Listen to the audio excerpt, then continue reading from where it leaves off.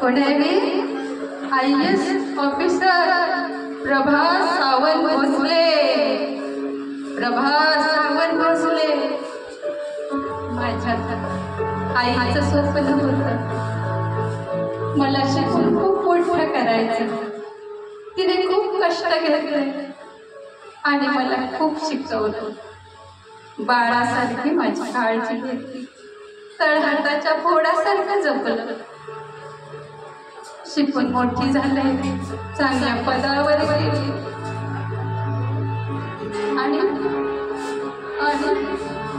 आईला विसरले मी. आईकडे दुर्लक्ष झालं माझं.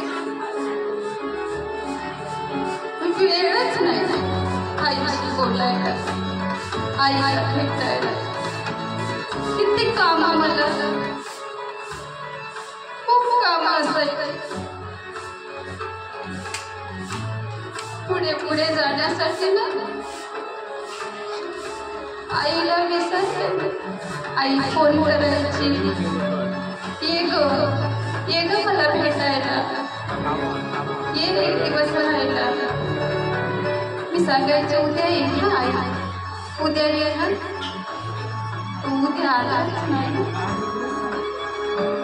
माझं करिअर बनवायचं होतं ना, मला खूप मोठं व्हायचं होतं.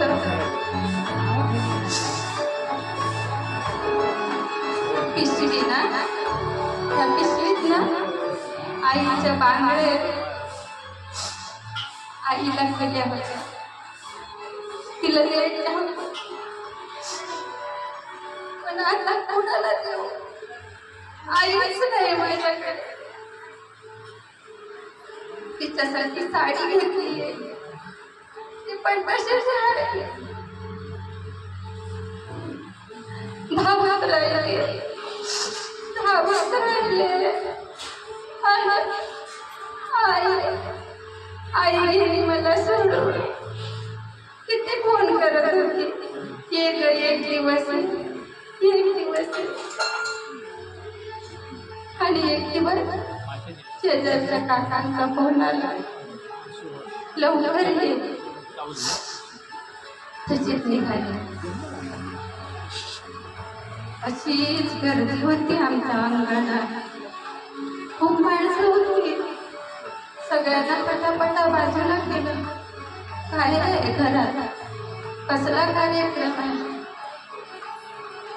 आई ना, आई झोपली होती खाली. नाकात गोळे घातले होते कापसाचे.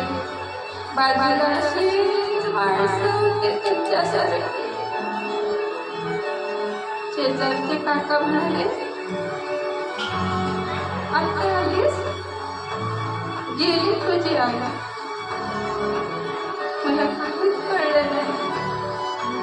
आई, ते आई, अगं उठ ना, ते बघ मी आले. आई उठ ना.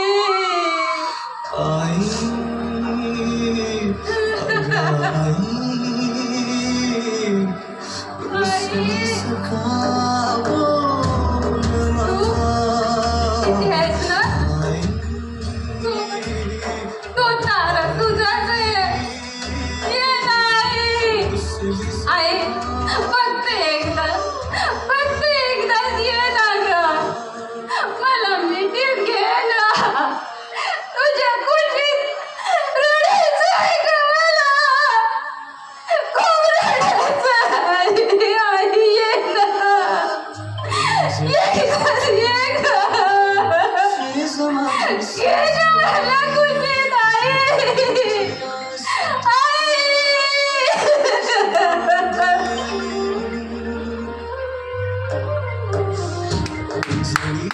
पाण्यात शेज माझी सजलेली जगण्याची आस तुझ्या पदराशी बांधली